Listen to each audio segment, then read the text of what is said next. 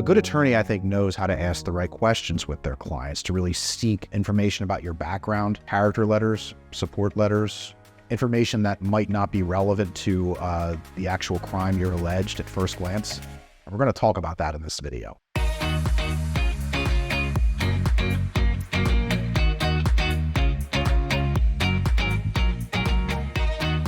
Whenever I'm representing somebody charged with any crime, it's really important and really helpful that I get to know as much about them and about their background as possible. I've seen it happen where I get better than average outcomes at sentencing and through plea bargaining based on my clients giving me letters of support from their family, records from their job, education records, and healthcare records. It's extremely, extremely useful.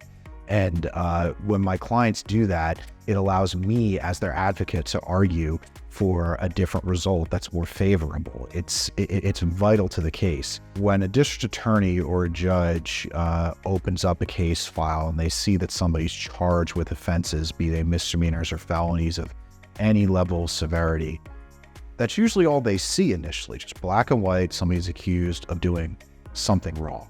Every single time I represent somebody, I really want to know what they do for a living, what they have done for a living, how far they went in school, what was their upbringing like? Was there anything going on in their life that perhaps triggered the alleged criminal activity at play? Do they perhaps have a recent suicide attempt that is coming from some sort of, family trauma going home? If it's a domestic violence case, is this the first time that there was ever any disagreement or fight at all, or did it happen after a series of conflicts? And what do those conflicts root from? Are there perhaps some economic troubles at home? Are there maybe some interfamilial disputes spilling over? And the list really just goes on. These support letters are really useful. I really, really like it when my client can go off and get some really positive character letters from their friends and family. They might say how remorseful my client has been, or what my client has been going through, or what my client has achieved in the past several years of their life. It's better because, sometimes my clients think, oh, why don't I just write a personal statement? And well, that's fine for my internal use because I want to know that.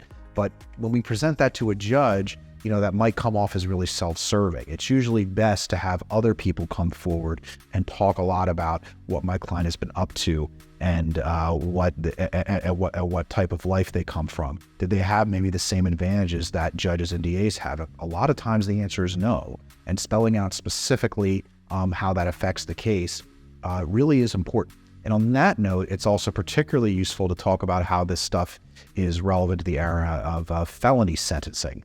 As you may know from some of these other videos, sentencing in general can be complicated, and felony sentencing in California doubly so. Mitigation is especially important in felony sentencing because if you're sentenced on a felony, the judge could, if they don't give you probation, they could give you one of 3 different prison terms potentially. Depending on what crime you're charged with. They could give you what's called the low term, the middle term, or the upper term.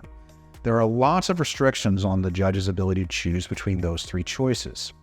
However, a recent change in the law, Penal Code Section 1170B6, that's B as in boy, the number 6, states that if the defense can show that their client suffered some sort of severe childhood trauma, abuse, or neglect, or may have been a victim of human trafficking, this type of information normally compels the court, if they're going to give a state prison sentence, to do the low term and not the middle or the upper term.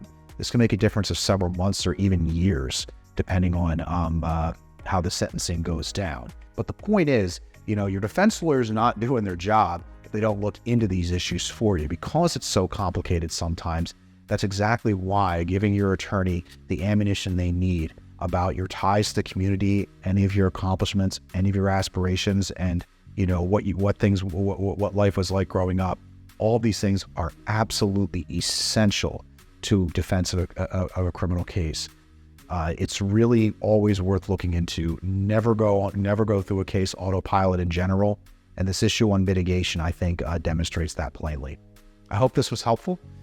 Feel free to check out our YouTube page or Instagram site and call us anytime for a free consultation.